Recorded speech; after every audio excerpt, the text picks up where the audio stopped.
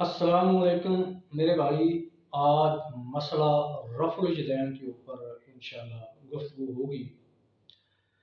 रफ़ुल यदैन एक ऐसा मसला है कि जो मुक़ल्लिदीन हज़रात ने इसको एक मुतनाज़ा मसला बना दिया है, इख्तलाफी मसला बना दिया है।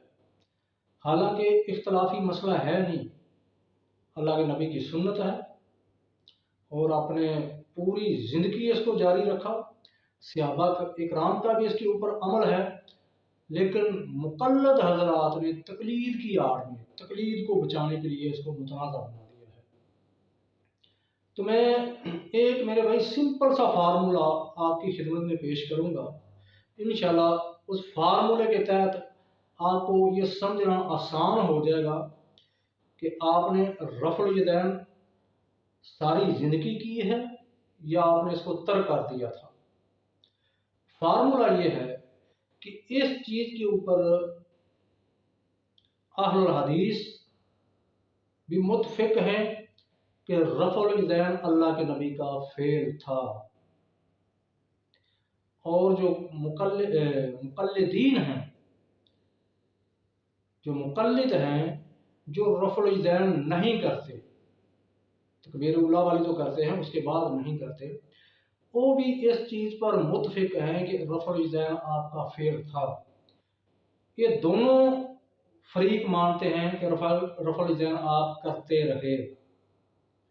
लेकिन अब जो मुक़ल्लिद हैं वो कहते हैं आपने तर्क कर दी थी, आपने तर्क कर दी थी, छोड़ दी थी। और जो अहलुल हदीस हैं वो कहते हैं कि आपने सारी ज़िंदगी इसको जारी रखा है, आपने तर्क नहीं की। अब जब कहीं मुनाज़रा होता है, बहस व मुबासा होता है, तो मुक़ल्लिदीन जो है ना, मुक़ल्लिदीन उनका सवाल होता है कि आप ऐसी हदीस आप पेश करें जिसमें ये साबित हो कि आपने इस अमल को सारी ज़िंदगी जारी रखा है। तो इसमें एक सिंपल या फार्मूला है कि जब दोनों फरीक इस बात को मानते हैं, दोनों फरीक इस बात को मानते हैं कि आपने रफ़ुल यदैन स्टार्ट में किया है, शुरू में किया है। अब जो कहते हैं कि आपने छोड़ दिया था, वो सही हदीस पेश कर दें अहलुल हदीस को कि देखिए ये हदीस है, ये फलां जगह पर फलां नमाज के वक़्त आपने मना कर दिया था कि रफ़ुल यदैन जिस मकसद के लिए कराई गई थी वो मकसद पूरा हो गया, अब इसके करने की ज़रूरत नहीं है, लिहाजा आज के बाद आपने रफ़ुल यदैन नहीं करना। वो ये हदीस पेश कर दें और जो दूसरे हैं अहलुल हदीस, उनका दावा खुद मनसूख हो जाएगा, ख़त्म हो जाएगा। अगर मुक़ल्लिदीन हज़रात ये हदीस पेश नहीं कर सकते जिसमें मना के अल्फाज हों, मनसूख के अल्फाज हों, कि अल्लाह के नबी ने फरमाया कि आज के बाद रफ़ुल यदैन नहीं करनी, अगर ये हदीस साबित नहीं कर सकते तो फिर उनको मानना पड़ेगा कि जिस अमल को अल्लाह के नबी ने मना नहीं किया वो अमल आपका मतवातर है, वो आपने सारी ज़िंदगी उसको जारी रखा है। तो ये एक सिंपल सा फार्मूला है। तो मेरी उन दोस्तों से गुजारिश है जो देवबंद हज़रात हैं, बरेलवी हज़रात हैं, जो रफ़ुल यदैन नहीं करते, अवाम की बात कर रहा हूँ, अवाम की। आपने अपने मौलवियों से पूछो कि मौलाना साहब ऐसी हदीस दिखाओ कि जिसके अंदर आपने रफ़ुल यदैन मना कर दिया, आपने फरमाया हो कि बस आज के बाद रफ़ुल यदैन नहीं करनी, मना है, मक्का में मना की है, मदीना में मना की है, किसी और मकाम में मना की है, और किसी नमाज के वक़्त मना की है। वो वक़्त बता दें, जगह बता दें, हदीस दिखा दें, उसके अंदर मनसूख के लफाज दिखा दें, तो आप सच्चे और अहलुल हदीस झूठे, उनका दावा खुद कैंसल, ख़त्म। तो अगर तुम्हारा मौलवी मुक़ल्लिद मौलवी हदीस नहीं दिखा सकता जिसके अंदर मना के अल्फाज मौजूद हों, मनसूख होने के अल्फाज मौजूद हों, अगर वो हदीस नहीं दिखा सकता तो मेरे भाई फिर समझ लेना कि अहलुल हदीस का दावा सच्चा है। तुम्हारा मौलवी सिर्फ तकलीद की आड़ में रफल दैन नहीं कर रहा और ना तुम्हें करने दे रहा है। कोई मुनाजरों की ज़रूरत नहीं, कोई ज़्यादा लंबी बहस की ज़रूरत नहीं है, कोई ज़्यादा दलीलों की ज़रूरत नहीं है।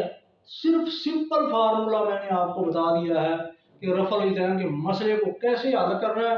आप अपने मौलवी के पास जाएं, वो फजर की, जोर की, असर, मगरिब, इशा की नमाज पढ़ा के मसल्ले पे बैठा हो, आप उसके सामने जाके अदब व एहतराम से दो जानों बैठें, उसे कहो मौलवी साहब आप भी रफल दैन के बगैर नमाज पढ़ते हैं, हम भी रफल दैन के बगैर नमाज पढ़ते हैं, और जो अहलुल हदीस हैं वो रफल दैन करते हैं, हम नहीं करते। वो कहते हैं कि अल्लाह के नबी ने सारी जिंदगी की है, आप कहते हैं नहीं की।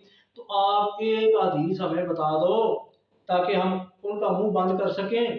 एक हदीस दिखा दो जिसके अंदर ये लफाज हों कि आपने रफल दैन नहीं की, मना कर दिया था कि आज के बाद रफल दैन नहीं करनी, मनसूख हो गया है, जिस मकसद के लिए पढ़ाई थी वो मकसद पूरा हो गया, अब इसके करने की कोई जरूरत नहीं। वो हदीस बता दो जिसके अंदर वो टाइम मौजूद हो, जगह मौजूद हो, नमाज का वक्त मौजूद हो और मनसूख के अल्फाज मौजूद हों, तो आप रफल दैन आपको कोई नहीं कहेगा करो। अहलुल हदीस का दावा खुद ब खुद मनसूख है। अगर तुम्हारा मौलवी ना दिखा सके तो फिर मेरे भाई समझ जाना कि इन लोगों ने आपको अंधेरे में रखा हुआ है। रफल दैन हजूर की सुन्नत है, फिर उसी वक्त उठना और उठकर दो नमाज रफल दैन के साथ अदा करना, ठीक है, ताकि मौलाना साहब को पता चल जाए कि मेरे हदीस ना दिखाने पर, दलील ना देने पर उसने हक बात को कबूल कर लिया है। तो ये मेरे भाई सीधे से सिंपल से जो है सवाल हैं, अगर आप अपने मौलवी हजरात से करें। असल में हमारी जो सबसे अब मैं क्या कहूँ, नाअहली कहूँ या बदकिस्मती कहूँ कि हम अपने इन मौलवियों से सवालात नहीं करते, इन मौलवियों से मसाइल पूछते नहीं हैं, दलील पूछते नहीं हैं, जिसकी वजह से वो तुम्हारे सर पे सवार हैं और तुम सुन्नत से हटकर नमाजें पढ़ रहे हो। तुम्हारी नमाजें सुन्नत के मुताबिक है ही नहीं। अगर तुम इनसे सवाल पूछो, इनसे दलील तलब करो, तो आपको खुद हर चीज का पता चल जाए, शीशा तुम्हारे सामने आ जाए कि गलत क्या है, सही क्या है, सच कौन बोल रहा है, झूठ कौन बोल रहा है। तो वो मेरे भाई जो रफल दैन नहीं करते, जिनके दिमाग में ये बात बैठा दी गई है कि अल्लाह के नबी ने रफल दैन छोड़ दिया था, मना कर दिया था कि रफल दैन नहीं करना, आपने सारी उम्र नहीं किया, छोड़ दिया था, उनसे गुजारिश है कि अपने उलमा से हदीस जरूर तलब करें। हाँ, याद आ गया, एक हदीस वो आपको दिखाएंगे, लाजमी दिखाएंगे, कहेंगे देखो अल्लाह के नबी ने फरमाया कि शरीर घोड़ों की तरह अपने हाथों को हरकत ना दो, जैसे शरीर घोड़े करते हैं, अपनी पुच्छर को, दुम को हिलाते हैं, इस तरह अपने हाथों को हरकत ना दो। फिर मौलाना साहब से पूछना कि मौलाना साहब तकबीर उला के साथ तो आपने भी शरीर घोड़ों वाली हरकत की है, फिर आप भी शरीर घोड़े ही हो।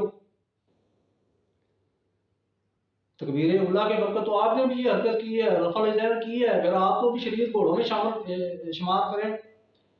ये वो आपको एक पच्चर लगाएंगे, पच्चर।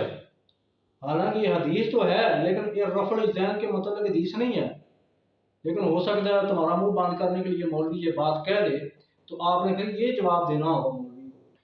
तो मेरे भाई रफल दैन अल्लाह के नबी की सुन्नत है, 450 से ऊपर सही हदीसें हैं जिनसे रफल दैन का करना साबित है, आपने सारी जिंदगी किया है। अगर आपको यकीन नहीं, फिर आप लल्लू मौलवियों के पास जाएं, अपने मुल्ला के पास जाएं, उनसे दलील तलब करें, पूछें, अगर दलील देता है तो आप ना करें, अगर नहीं देता तो फिर मेरे भाई आपको ये हदीस माननी पड़ेगी, आपको इस नबी पाक की सुन्नत पर अमल करना पड़ेगा।